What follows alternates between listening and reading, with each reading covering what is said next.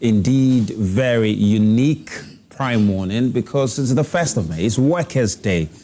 And in Ghana here, we are celebrating workers. Two things stand out every Workers' Day because we're having conversations about the welfare of workers and also the dignity of workers, all right? It's very important. These are very important conversations to have because at the end of the day, the person, if they're working, you have to make sure that the environment within which they're working is in a very good state so they can work without having to go home, you know, with all manner of stress. They should be able to work very, very conveniently.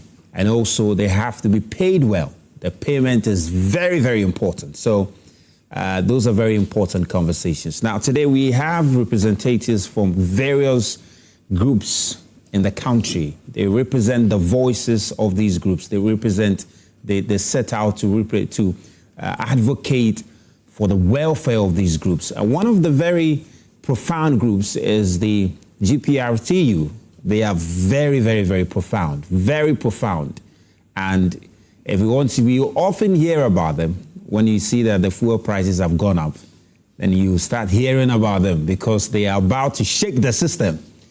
They are such a very powerful voice because when they release one letter, the Minister of Transport will have to set out because everything from the prices of egg to the prices of sachet water is affected. They are a very, very important group. And today we have their Deputy PRO in studio to have a conversation with Amoah is in studio. Samuel, good to have you. Hi. Your group is very powerful. Yeah, very, very. Very powerful. Yes, I can say that we are the eye of the nation. I'm telling you. Yeah, if we say Jack today, everything will just be you can remove a president from power easily with one letter. Yeah, that is very If you announce 15%, the whole system is... Yeah, that is very true. That is why, you know, the nation must actually recognize the transport sector. Yeah. Yeah, because there is this thing that I used to say, most of the time people do say, oh, he's a common driver and all that, but we are not common. Yeah, so powerful. Yeah, we are so powerful because... Today when I was coming to work, I was in a public transport when I was coming to work,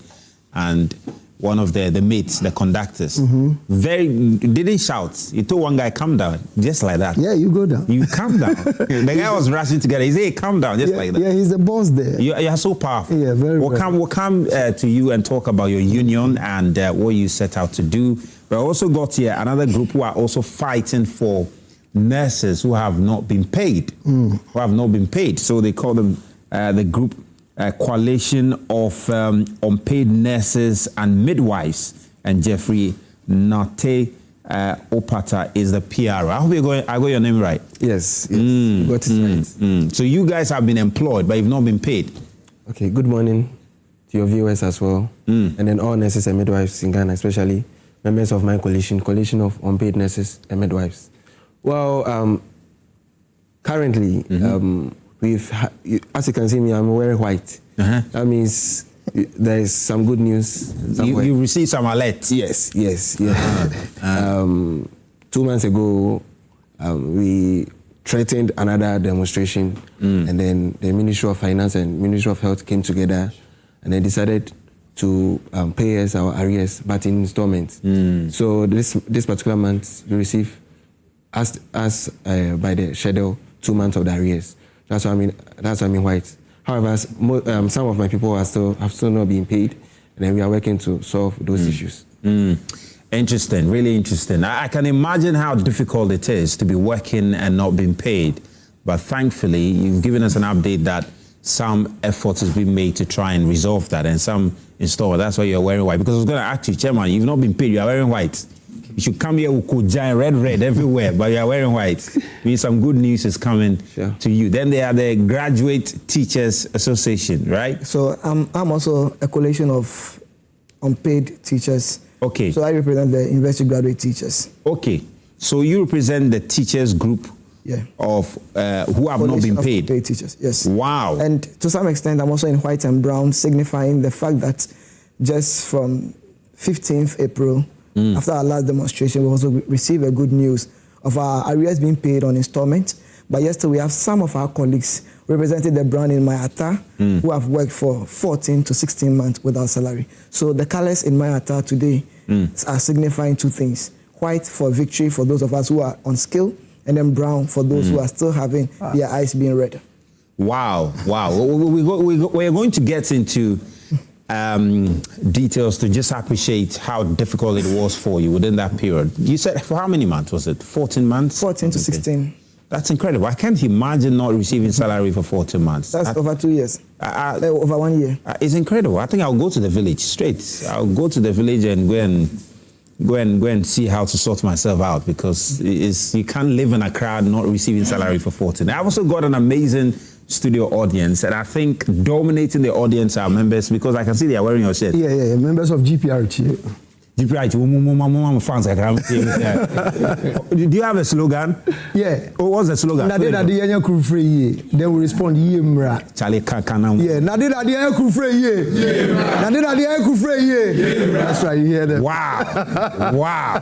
So these people, some of them have cars, they have buses. Yeah, sure. Some of them have taxis. Yes. They are rich men and women here. Oh yeah, we are very rich. We understand our work, and you know. Chairman who's holding a microphone, it looks like you've got like 3 buses. But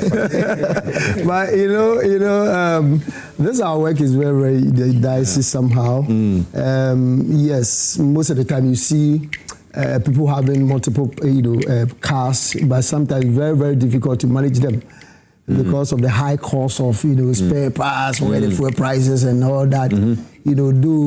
Things are difficult, but we still have to maintain the vehicle to just serve the nation. So sometimes you see us smiling outside, but deep down it's tough. Yes, seriously. It's tough. Well, we are waiting for Guta, because we've got a rep from Guta also coming in, and he'll be joining us very shortly. We've left a seat for them, and they have to come and fill it.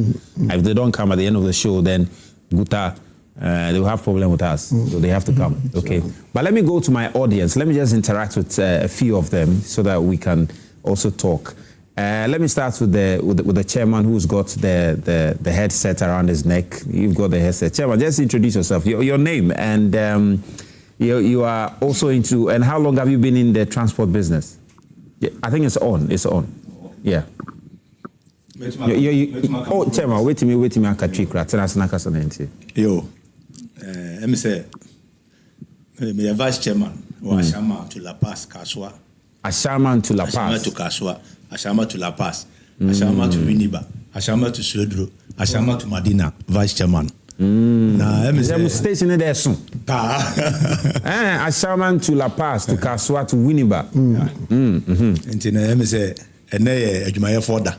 Nti se muhu ntare fita ni chewo fita ya na wacha ya na the mic no so abe wa no kakra na ye dwumadi a ye dia afi we mu nyina na ye pese ye ne ye mampahene ana musini bia obefi aben mu beba se one ye ba kasa no ye be kokko kan ye numa asem bia ye hia yen a kire no nti na na mo hu yen fita asei. But for how long now? Why years are transport agency? Oh, Ache. Maybe executive member Korambo 2013. 2013. Pache. Wow, 2013. Yeah. And when you became executive member. No. You say you managed the Oshas very 20 years now. Achepa. Hey, Chairman, what is Capon? Okay. I started driving in 95. 95. Who started driving 95? 31 years. Wow. Everyone. Into what kind of car would you first? Bacha na ya ovan ya friend Concord. Concord. Concord. And then you did agoro pa watema. Near court second to Carnation. Ya rani ashama to tema me habo. Wow. What would you? You save Ghana. I remember, I think she's probably the only lady here. So let me come into her. Please, you can also introduce yourself and where you belong. My name is Angela. I'm the administrative secretary of my vice. Oh, okay. You are also at Ashama? Yes. So okay. Ashama Madina La Paz, Winneba branch. So when you come to Ashama branch 2, so I'm the administrative secretary over there. And have you also been driving? Yes. Wow. But private. Privately? Yeah. Okay, when you mean privately, what does that mean? You mean okay, you have your own car, not transport business. No. You own cars. You've given to people to drive for you. Yes. And now we are big. Oh, we are heavy. We are heavy. Oh, that be madam, you're heavy. Original car owner. Oh, you're heavy. Yeah. Wow. Yeah. Wow. So your cars travel from Ashaman to Kaso and so. Yes. Swebro, Winneba, Madina, La Paz. Yeah. Well, that sounds like you have like 10 cars. Wow. And I have 50 visa. No, you know, the system we run is we rotate. Okay. Their cars are many, so we rotate. So today, when you are in La Paz, you go to La Paz. Tomorrow, when you are in Kasua, you go to Kasua. So it doesn't necessarily means only one person car goes all around. Yeah. But I was referring to you, the cars you own. That you have, the way you sound like you've got like 10 cars. Obviously, man car.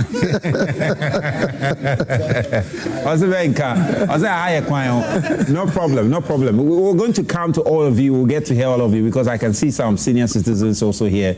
I can imagine the wealth of experience they've got working in this space. So we'd love to hear from you on this day. If you're watching, is Prime Morning, special edition, Workers' Day edition. And we're having conversation with our amazing workers who have been very instrumental to the growth of this country. They are the armies, the engines of the country. And I've just seen a statement from the presidency where he described the workers of this country as the engines of this country. And there's no doubt that is indeed the case. Well, I was saying that we have Guta joining us, they finally joined us, and Mr. Jeff Kwame Jesse has joined us. He's the communications director for Guta. And Mr. Jeff, good morning. Good to have you. Wonderful. How's Guta doing? We're doing well. A lot of, advocacy against government policies. That's not inure to the benefit of trade. I.e., AI at the ports, VAT, among other things. Yes. But if you're to describe the work you've done in this year so far, how will you assess it? The work Guta has done so far this year. Well, we cannot blow our own horn, but we've been able to do well so far as trade advocacy, trade facilitation is concerned. And that has made us, what has made us very relevant is that we always speak to national issues, what benefits the nation, but not politicians and other stakeholders. We've always fight for the nation. Every policy that the politician will bring by the government of the day, and it doesn't go well with the citizenry, we fight. That's what we've been advocating for all these years. And that has made Guta very relevant. Yeah, you're very powerful. When Guta says, well, they're going on strike, you can imagine the whole country shut down. Because the truth is always once. Indeed. Well, we've also been joined on Zoom by Mr. Austin Game. He is a labor expert. He is a very strong voice when it comes to matters relating to labor. So let me just touch base with him. Mr. Austin, thank you very much for joining us this morning. And I hope you're doing well.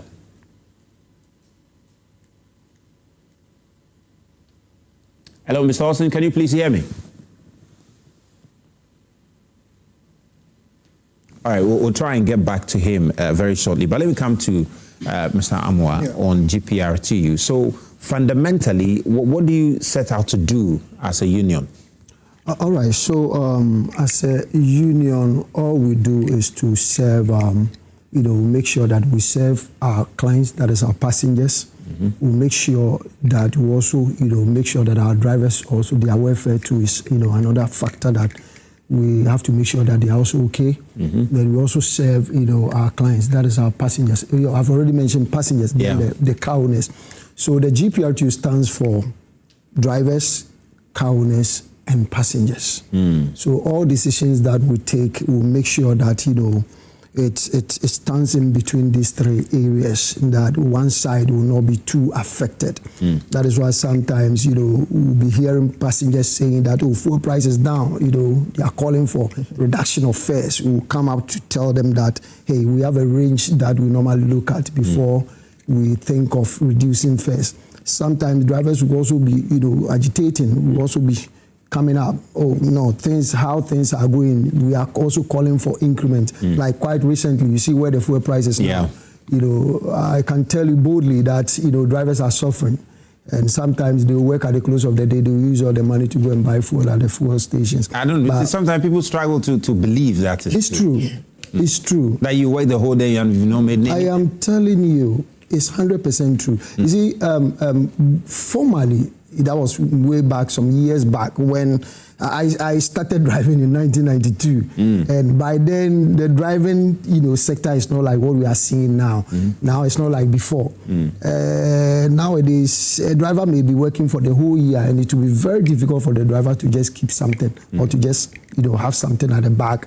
Some of them even find it difficult to rent, you know, pay their rent and all that. It's very, very difficult. And what we'll do is that we'll make sure we don't, you know, act according to the voice of the people. We'll say that the GPRTU has a structure that anytime, you know, the fuel price get to a certain range, we look at the other components to bring them together before we think of, you know, adjustment of transport fares. That is why sometimes, you know, like quite recently, where it's got to, it will, you know, it calls for an increment of transport fares, but per the, you know, negotiations with the government, arrangement with the government and all that. That is why we are still holding on till now. So the GPRTU make sure that their drivers are quite okay. Passengers too will not be, you know, be at a tight corner. Then the cownets will also be running so that at the close of the day they can also maintain their vehicle. We'll come and talk more about especially the pricing bit and what goes into how you determine the transport fare from, say, Ablekuma to La Paz, which is 6 cities, but from La Paz to what do you call it, Accra, is 6 cities. If you look at distance, the distance, La Paz to Accra and Ablekuma to La Paz, you can tell that maybe Ablekuma to La Paz is a little more longer compared to La Paz to Accra, yet they are all the same fare. One wonder why. Kaneshi to Accra, to Circle is 4 cities. Why is Kaneshi to Circle 4 cities, and Circle to Odoko is 5 cities, and you know there are a lot of difficult. So we'll come to that, you know, and why some of your drivers also do. They are going to Ablekuma. They will say La Paz to Anya Market. When they get to Anya Market, and we'll talk about that. You know, but let me touch base with Mr. Austin Gami now. He's now we've been able to reach him on Zoom now. Mr. Austin, good morning. Thank you very much. I hope you're doing well. Very well. How are you? I am very good. I'm very good. Just help us appreciate why a day like this is important for all workers in this country. Indeed, it's significant, particularly because of the history about what brought about May.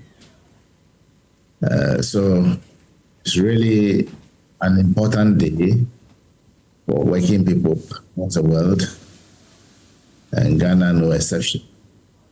So it's very important, and together we share them up.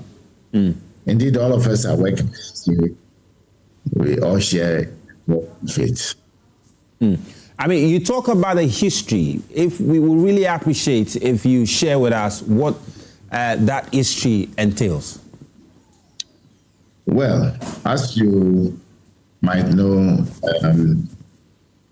working people as far back as in the 1870s, many centuries ago, have been agitating for a better working condition, especially working hours, which at the time was between 20 hours to and more. And so they felt that the employers and government at the time should reduce the number of hours, and as a result of the refusal of the employers to agree with them, they kept agitating until it blew up. In Chicago in particular. But between the Trains Board in Chicago and their municipal assembly, the space in between was where the event took place. I studied my mediation and labor relations matters in part of the U.S. And I was at this board to study, and they showed me the spot where the event took place. But no monument was erected. And when I asked, they said they don't have the desire to erect a monument in memory of people who agitated. And perhaps that's the reason why in America they don't celebrate May Day like we do. They are the only nation that celebrate May Day in August. So part of my study slated their August May Day for us to participate. So clearly, May Day is history, but we are living in 21st century. So a lot of activities in technology has overtaken that kind of reason why it was done. So it's been done in memory of what took place. But nobody is engaged in that excessive hours again. If you do, then it's an extra overtime for you. Okay. So I think that's the history behind it. And this is quite an interesting journey from that time to date. Thank you very much. Just to mention also that we've also been joined by Madame GPRTU. She is at the office of the president, and she's also joined us via Zoom. Let me just touch base with her now. Madame GPRTU, please, if you're there, I hope you're doing well this morning. If you can, please unmute yourself.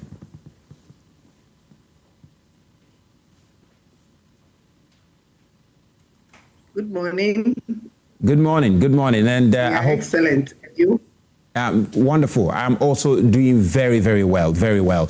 Just because you're at the office of the president, today is Workers' Day. What is the message from the office of the president to all workers in the country?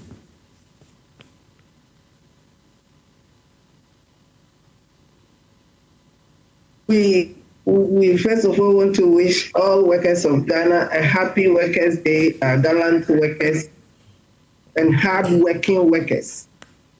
Appreciate them so much. We really, really, really appreciate them for the hard work they have put up from the beginning of our days in office last year, 7th January 2025. They know no rest. They're always on the job. In fact, but for their hard work, our economy will not be at rest as we all enjoying now. Their hard work, inflation is down. Our economy is booming now. We are no longer a junk economy. We are very, very attractive in the world market.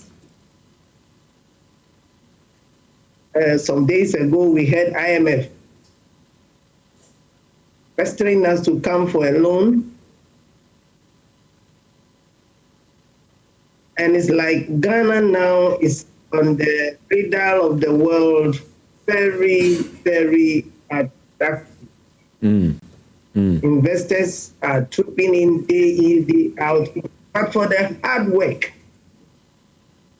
of our gallant workers of Ghana, we wouldn't have come this far. And you attest to the fact that we weren't trooping into financial markets looking for loan, grants, and what have you. But it is through their hard work and their restlessness this far. Wonderful. We'll come back to you. Yeah, we'll come back to you. I appreciate that. Yeah. So I think the message is very clear. You're very appreciative of the work they've done to help in the growth of the country. We'll come back to you. We've got some representatives of various workers' union in the group. in the studio here, and we're going to hear from them some of the peculiar challenges that they have, and also get some response from you relative to what you will do about them. And also, Mr. Austin, also would love to hear from you, your opinion on how government can go about resolving some of the challenges they have, because fundamentally that's what we should be doing on such a day like this. We should give them the platform to speak out and also talk about the challenges they're going through. So let me come back to you, the coalition of unpaid midwives and nurses. Now you have begun to receive some of your unpaid salary. Just to get some sense of clarity, for how long were you not paid? Okay, so the duration was usually between 10 to 11 months, because some of us started working in December 2024, whilst others also started working in January 2025. So it's about 10 to 11 months. However, not to say that we were appointed on that day or that time, because the recruitment process took about 4 to 5 months. Okay. Because there is a stage where you have to apply, there's a stage where you have to send documents, there's a stage where you have to go for interview, there's a stage where you have to come and fill some documents and all that before you start working. So like when our issues popped out, some people were trying to say it was a late appointment and all that. However, the process actually began in August 2024. So we went for me, myself, I went about 11 months without pay. Wow. But even when our regular pay, that's the normal 1 month salary, started coming in November 2025, some were still not being paid. So some even went as far as 13 months, 14 months without receiving salary. And we understand that, of course, we reported your story. You went on a number of demonstrations and all of that. When did you start receiving some payments? Okay. So, as I mentioned earlier, we went on a demonstration in October. Okay, last year? Yes, 2025. So, after the demonstration, a week or two, on 15th, the ministry came out with a plan that cabinet has approved our payments, and then we will begin receiving our regular salary without the arrears from November 2025. And then subsequently, there will be a plan for the arrears to be paid. So most of us started receiving in November 2025. Okay. But as I said, some were still not receiving. Even till now, some have still not received. Even with the arrears that has come, some have still not received any. So the arrears, the process to pay the arrears have begun? Yes. And since when did that start? So that started this month. This month? Yeah, so I said that we received 2 months. Okay. Because that is what the plan was supposed to be. 11 months old, then 2 months to be paid in April, 3 to be paid in May, 3 to be paid in June, and then 3 to be paid in July. So there's a commitment that all the arrears that is owed you will be paid? Yes. Okay. But, however, I believe that we shouldn't get to a stage where nurses, the heartbeat of the nation, would have to work for 11 months. A caregiver, somebody who saves lives, would have to work 11 to 12 months without getting any salary. So when we received the call to come for today's program, it was one of the reasons that we wanted to come. I mean, it's unthinkable. It should never happen. It should never happen that a nurse is waking up, going to work, and for 10 to 11 months, they are not paid. It should never happen. In any serious country, it should not happen. It should never happen. So I completely agree with you. But thankfully, some effort is now being made to try and resolve that. And hopefully we'll learn lessons from there. It will not ever happen. But not just nurses, interestingly, there are teachers who also have to go through that situation. How did you end up being owed 10 to 14 months? All right, so good morning again. And I represent my group, but I would want to speak from the perspective of human rights, because I'm a human rights activist who believes that there should be change in our country. Personally, I hold 4 virtues, which is justice, fairness, transparency, and accountability. Those are the 4 personal virtues I hold. Now, Article 36 of our Ghana's Constitution, Clause 10, talks about the fact that the country or government would ensure the safe and health care of all Ghanaian workers. The nurses, some, I'm very grateful that Mrs. Jaffa is here with us, appreciating the fact that she's representing government on our behalf today, that workers are the ones contributing to the fact that our economy is stable. Teachers, I would also qualify us to be the brain nurtures of this country. If government is saying that workers are the engines of this country, then we are the brain nurtures of this country. Now, how do I nurture a brain to rise up to this level and that brain begins not to treat me fairly? I'm saying that it is our fundamental human right that needs to be respected. It's our economic right, in respect of which government places us into office before leaving. That continuity of governance must continue. Now, we've been employed by previous government, but it is still the government of Ghana that employed us. We've worked from the colleges of education. They started working in August 2024. And then we, the university graduates, joined them in 8 November 2024, the same period. But we had to go through ordeals. You and I know that in Ghana here, GES, when you are recruited, it takes you about 3 to 4 months before you are mechanized. And with the Chief of Staff directives and that of Professor Davis, we were revoked. And they had to fall on the media and were reinstated. Now, as we speak now, we've been mechanized. We're about 2,649. When you say you've been mechanized, what do you mean by that? So we've been placed on scale. Okay. But we're a total of 2,649 that was supposed to be placed on scale.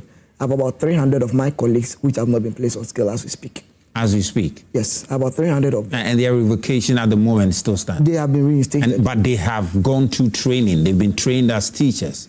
Yes, we are all certified with our license. And some are still in the classroom working for 14 to 16 months now, even without a dime.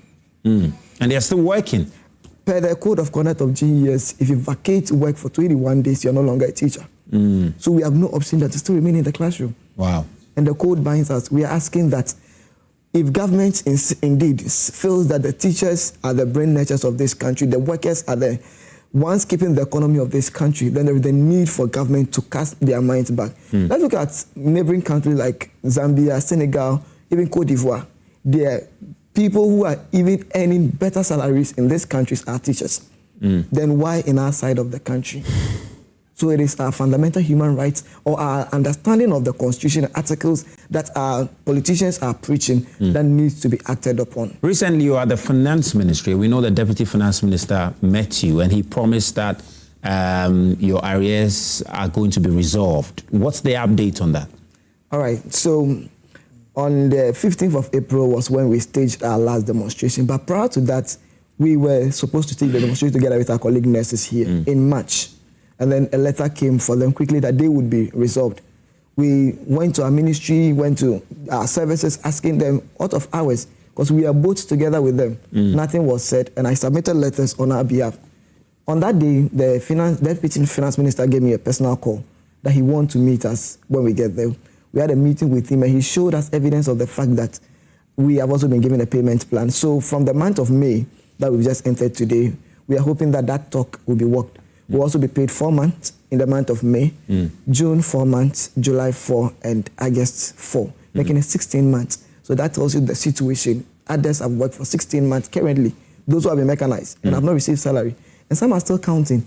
The Deputy Finance Minister assured our leadership that he will add his voice to GES to ensure that the less than 300 of our members who have still not been mechanized should be given the priority in the new clearance to recruit the 7,000. We're asking GES, why can't you see those less than 300 teachers as a priority for you to mechanize them? Because they have already started working. Those who are yet to recruit have not started. Why don't give them the priority? We are saying that if nothing is done for our members before these recruitment letters are released, we'll stage another demonstration in collaboration with our members. Mr. Jeff, when you hear things like this, I mean, you've been in this country for a very long time. You've been interacting with government in and out. And, I mean, what's going through your mind when you hear things like this? I'm shocked. I'm shocked from the way unpaid nurses. You see, it's now a situation of unpaid nurses. You see the situation. And teachers, they are the fundamental, their contributions are very enormous and countless. Nurses, teachers, they play a very crucial role. You see that what they are all talking about. They nurture the brain. They are caregivers. In other jurisdictions, these people are well paid. They are well paid, and it baffles me a bit. And yesterday I was at Alisa Hotel Ghana Statistical Service organized annual inflation report 2025. And with all the entities from them were pointing to negative growth. So I asked a simple question. For the purpose of the discussion, I will limit myself. I asked 4 questions, but I will limit myself to GPRTU. That you are saying everything is nice, fine. The government has shown some successes, but there are more others to be done. In the morning, at the peak hours where people have to leave from home for work, there is a long queue. Yeah. A long queue to take trotro to work. And that alone affects production in all aspects. Then when they close to come to the house to take a rest and prepare for another day, there's also another long queue. So ask Statistical Service, you've done your good bit of it, but is this not part of inflation? Are you not taking care of this? I said about 4, but I will limit myself. So if they are here, they should tell us why this time, peak time in the morning, people struggle to take trotro to work. Then when they close to, they also struggle. I mean, Okashi, you see a whole lot of, some of us have to even give people lift to, drop them where we can. You see, a point that, politicians must be a bit, we take them to power. They should treat us well. They shouldn't think about themselves alone. And I'm happy that Deputy Finance Minister called you. He shows some concern, and that's what we're looking for. Even if the funds are not available, talk to them. They are human beings. Talk to them. Don't neglect them as if they don't play any part in the economy. And we also thank them for their immense contribution. We still have to be patient. For we traders that we do our own work, we've been bombarded with taxes and a whole lot. And let's talk briefly about that. Is that your major challenge at the moment, the taxes? And which specific taxes? See, the first thing is, if the taxes are paid and they are put in good use, we don't have any qualms. We don't be hearing that something that is being bought in the market, maybe, for instance, if a politician is going to buy something that you know that you can even buy it at 100,000, the politician will buy it at 500,000. It demoralizes us. You see, it doesn't, And they should also make good and judicious good of our national coffers. If national coffers are being managed well, we wouldn't be seeing all these things. GPRTU, whole government can go to China and take buses and give it to them, and pay on high purchases. Payment of, you see, you've coded them that they can't do anything. They are doing their aspect of it, and you are not doing your aspect of it. What about the concerns that people have about some of your traders in terms of the pricing of your goods? That you, of course, make reference to the fact that, there are taxes on the goods, so when they go, their thing is 50 Ghana, by the time they say, and people have had personal experiences like that. Like they go, on the very first instance, you say it's 60 Ghana. They are able to talk their way through. By the time they realize you sold it for 30 Ghana cedis. And people struggle why sometimes they have to go through that. So if you don't have a proper bargaining skill, they end up buying at 50 Ghana. But if you have proper bargaining skill, now to me, then 30 Ghana, when you're 30 Ghana. Why does that happen? I think it's a whole lot, but for the sake of time, I will limit myself. You see, some traders are more pollution than the trade that they are doing. I quite remember I was in one of your radio stations, then, I praised the government for bringing gold board. You see, I think I praised the government because previously foreigners were buying gold and selling. So you see that 2017, when MPP government went to Dubai, Dubai Prince was praising Ghana for selling gold worth $7 billion to them. But when they came back at PMC, only 2 billion was on paper. Indians, Turkish, Lebanese, Chinese, Russians, they were all coming here to buy gold. So you can imagine, how much were we looking from IMF? 3 billion. And about 5 billion has gone down the drain. That is only Dubai, not even talking about other places. So you see, it was a very good decision by the government to, stop that. And when they even passed a law to protect the gold board, they've arrested a lot of Chinese and Indians. $40 million cash, 30 million worth of gold, they've arrested all of them. Now it has put fear in them, so it stopped. And that's where government is also getting another money. Government has done well to trade importation by making the city stronger. But whilst we were advising our members to also reduce price of goods, from my side of Okashi, we've reduced a lot of goods. But it has also created employment for a young graduate who hasn't got any job to do. And I'll limit myself to a toothbrush. Toothbrush was being sold at 1,400 VIP. And because of this, dollar CD thing, it came back to 1,200. When you are coming to market to buy, direct you buy. But a young graduate who can manage to get about 10,000 will come and buy 1,200. Take Aboso Kamacho and take you to the other sector market to sell at 1,400. So you will see that it hasn't been reduced, but it has created employment for somebody. That's also another issue. Then there are, as I told you, there are some traders too who are more MPP and NDC. So when they think that NDC is you see some traders intentionally inflate their price. I was lambasted in Okaji when I praised the government for this making, this dollar thing, they've done well, seriously. They've done well. Only that they are also increasing water, electricity, and bringing AI. So it's look like they are giving with the right hand and taking with the left hand. That is where I have the problem. Let me come to Austin, and I'll come to you also to just talk a bit about some of the issues. Mr. Austin, if you're still there, you have had to deal with a lot of labor-related issues. I mean, if you assess the labor situation in the country, what do you think is the number one issue which continuously come up and which government needs to pay very, very close attention to?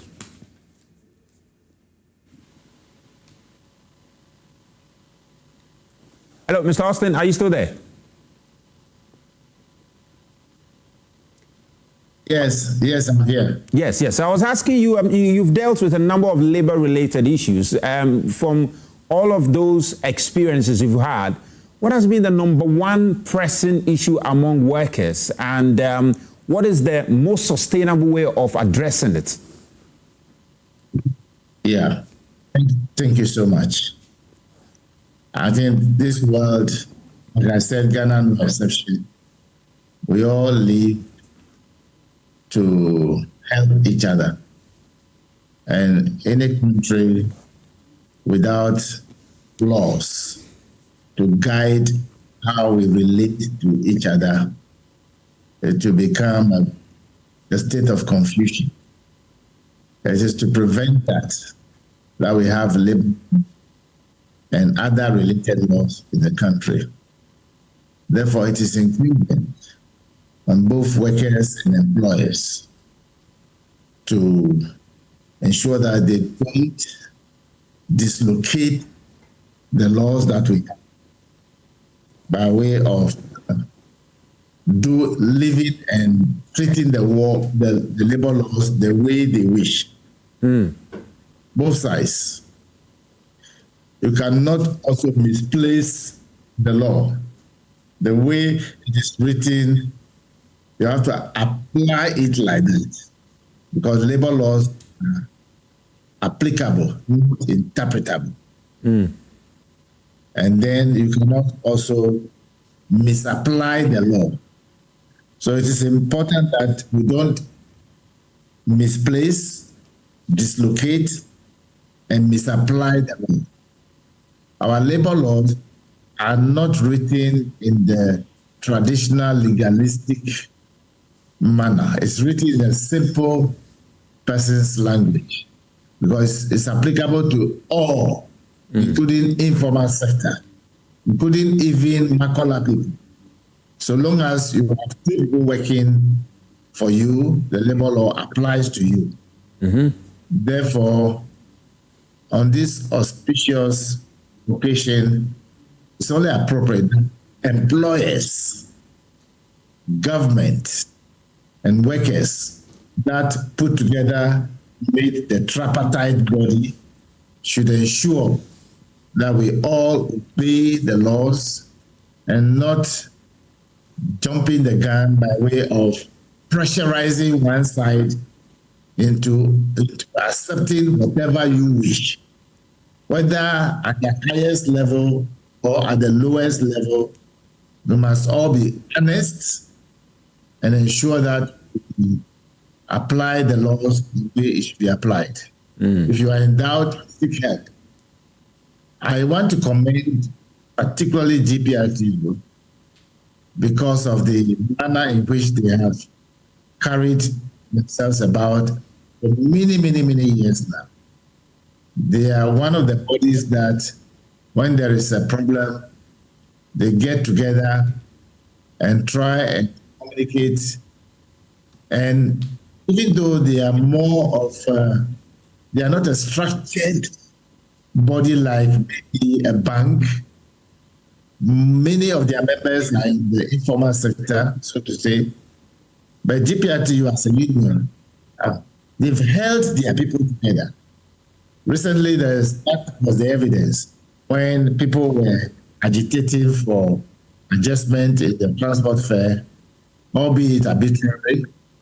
They held, and ensure that they meet the minister and do what is appropriate. Government responded positively, and together we've lived in peace.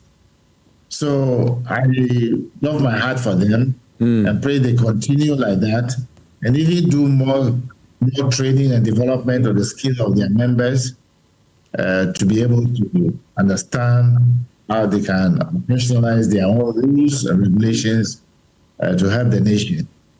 All of them, including my friends from Buta, they are doing their best.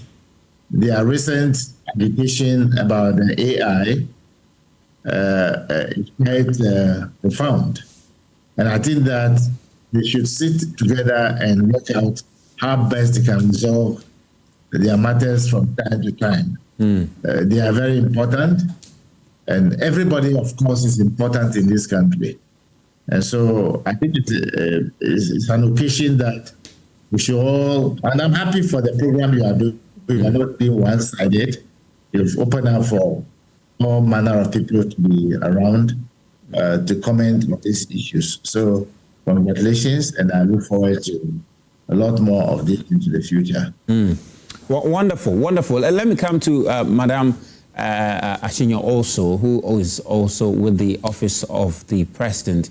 Madam, you've been hearing from some of the workers' unions. You've heard from at least GPRTU. They were also talking about particularly taxes and the fact that they've been quite very understandable. They're probably one of the unions that have been very understandable with you, especially when it comes to increase or otherwise in transport fares. And you've been hearing from the teachers and the nurses and also GUTA. Well, what's your response to some of the things you've heard from them? Yes, so we acknowledge and empathize with the concerns of the teachers and the nurses. And with the nurses, I think government had met with their leadership, and the agreement was they will start paying them in installments from this very April that just expired yesterday to July this year. So we beg them to keep hope alive and keep their fingers crossed. The government of His Excellency John Dramani Mahama will never close his 30 years to their needs. Surely, as discussed in that said meeting, it will surely be fulfilled. And with the teachers, their concerns are deeply acknowledged. And as their welfare is a top priority to His Excellency, the President of the Republic, and also with Ghanaian, as they are I call them the owners of our brains. But for teachers, I cannot sit in front of Zoom here and know where to click and where not to click. We appreciate them, we acknowledge their work, and I want to assure them that the government is working very tirelessly with their mother body, that is DES, and very soon their concerns will be resolved. Soonest, it will be resolved. His Excellency the President will never close his eyes on them. Soonest. But I just cannot lay a finger on the very date. That is why I'm saying soonest. It will not be long as it has been. Wonderful. And so with the GPRTU, they are doing a great job. But at times, the other unions also, they should make sure to bring them closer. Although we know most of their unions are politically biased towards us at times, let us put Ghana first in all our dealings. Like you were saying early on, you are going to Nsawam. You go and drop passengers in Achimota, the same passengers will enter, you collect another fare, the same passengers will go and alight somewhere, you take another passenger. It's like you want to make money out of the woes of your brother. The suffering of your brother is your suffering. We are Ghanaians, and let that spirit of patriotism, Ghanaian, remain in us. So that together we will all build the Ghana we want. All right. Thank you very much. Happy Workers' Day. Enjoy your day. We appreciate and love you so much. Thank you very much, Madam. Let me also mention that King James Azotiba, the General Secretary of Teachers and Educational Workers Union of TUC, he is also on Zoom. So let me just touch base with him and get a message from his union on this Workers' Day also. And then we'll take a very quick break. When we'll come back, we'll come into studio to now get to talk about some of the issues that have been raised, especially GPRTU, and, we'll talk about that. All right, so we'll try and talk to King James again. We've lost him briefly, but let's come to GPRTU now. What is your major challenge at the moment?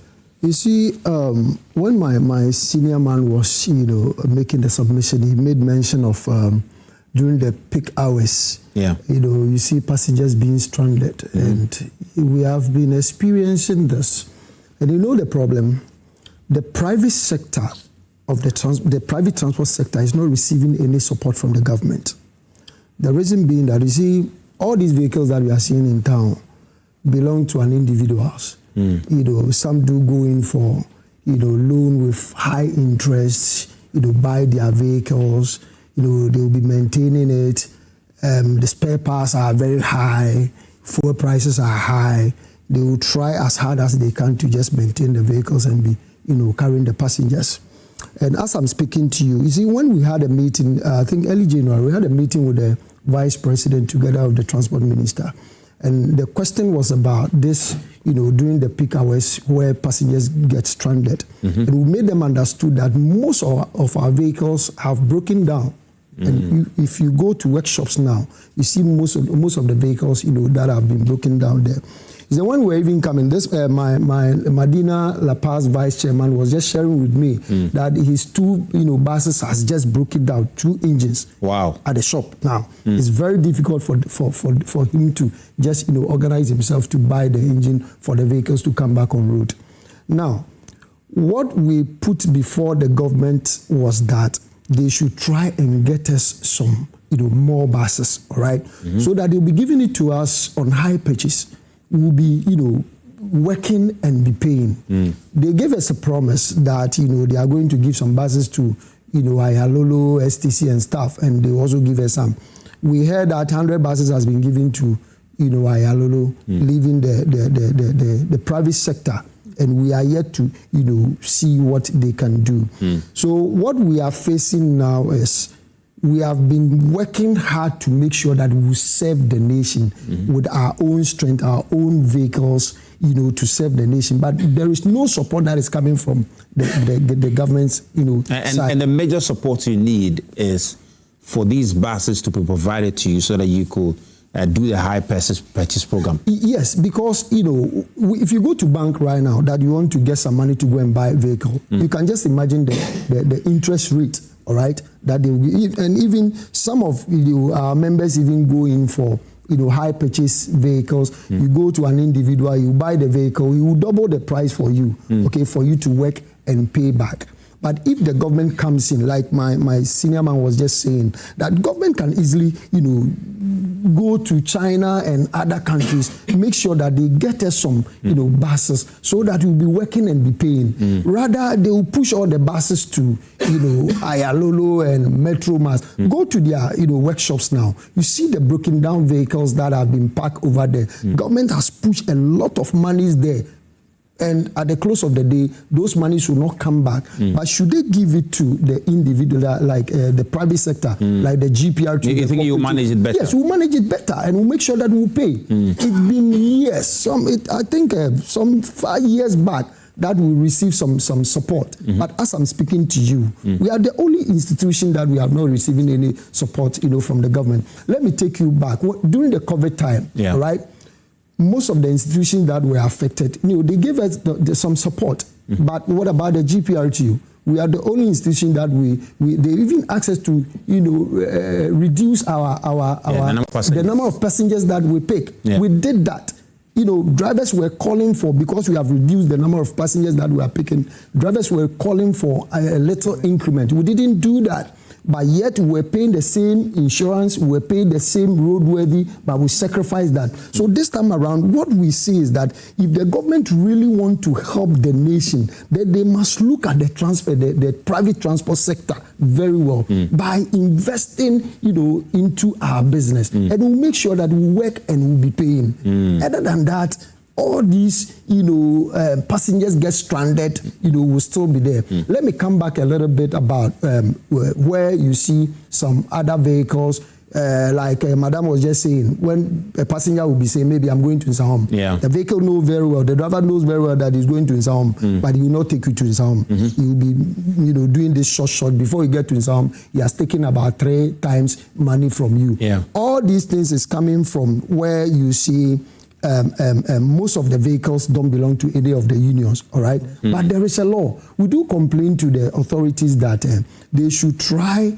to make sure that those laws will work. The LI 2180 regulation 121, has stated it clearly that before one can become a transport operator in the country, commercial transport operator in the country, such operator must belong to a recognized or existing transport union. But yet you see all these, vehicles run in town and they will be doing all this. Quite recently, we came to agreement, we formed a task force. All those vehicles that we arrested are vehicles that are doing floating. They don't belong to any of the unions. So government has to see to it that there is a private sector that, he need to sit with us, make sure that our the demands, our demands will be met. Then we also serve the nation well. Okay. Else we will be facing all these problems that we are seeing.